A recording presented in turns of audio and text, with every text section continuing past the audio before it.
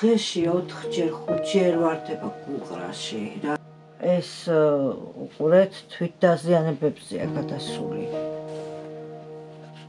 ეხადე აგე. როგორც პატარა ყურადღებას მოადუნებ, ფრჩხილებს სიცლის. 13 წლის გიორგის ბავშვობიდან ტანჯავს ეპილეფსია და აქვს აუტიზმი. მას ყოველდღიურად 4 ან 5 შეტევა ემართება. ვერ საუბრობს, უჭირს სიარული და მხოლოდ მშრალ საკვებს ჭამს. 13 წლისთვის ჯერ კიდევ საფენები სჭირდება, მაგრამ დედა, მეგი ის არ ნებდება. ყოველდღე იბრძვის, ყოველი ამოსუნთქვისთვის, ყოველი ღიმილისთვის.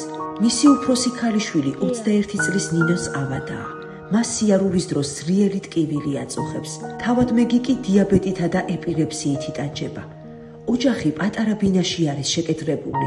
შესაბამისი ტექნიკის, გათბობის, სიმშვიდის გარეშე. მათ სჭირდებათ მედიკამენტები, ანალიზები და მარტივი ნივთები, გაზის გამათბობელი, მაცივარი, ღუმელი.